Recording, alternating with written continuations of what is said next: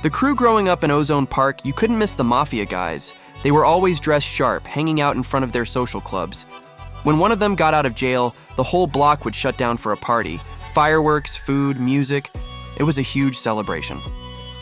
To me, as a kid, going to prison and coming home looked like the coolest thing. It meant you were somebody. You had respect.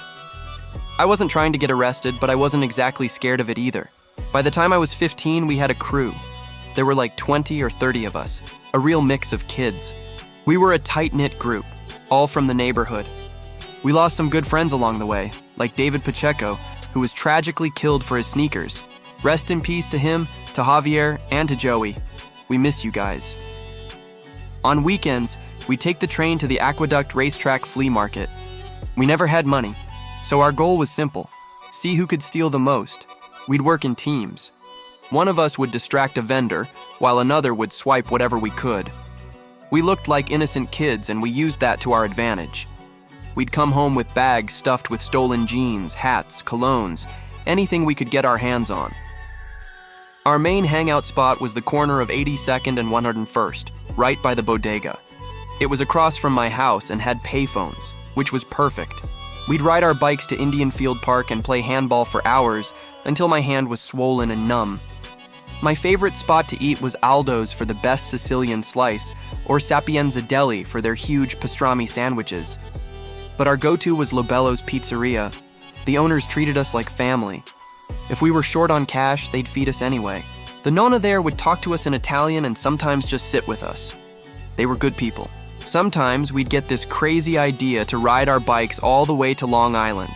It was a 2-hour trip, with 3 of us sharing one bike. One person on the handlebars, one pedaling, and one on the back pegs. We went there to steal bikes. It was a rich neighborhood, and kids just left them on their lawns. We'd grab the first one we saw just to lighten our load, then spend the day swapping them out for better ones. The ride back to Queens was pure adrenaline. Everyone on their own bike, pedaling like crazy, terrified of getting caught. Halloween was our night. Our older friends would give us money to buy as many cartons of eggs as we could. We'd stash them all day in a basement or on a roof. When night came, we'd load up our backpacks. We'd stand on the corner and just start launching eggs at everything that moved. Cars, trucks, buses. We even got a few police cars. They'd stop, but by the time they got out, we were gone, scattered into the night. There was something satisfying about the sound of an egg hitting the side of a car. It became a competition.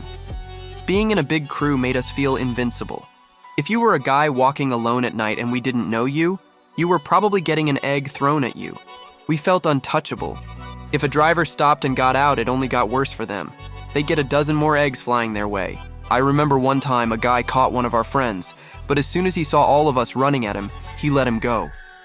As he ran back to his car, he was just dripping in yolk. Looking back, we were so disrespectful, but we were young, fearless, and had no idea about consequences.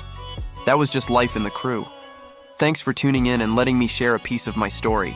If you liked this, make sure to hit that subscribe button and follow for more. Peace.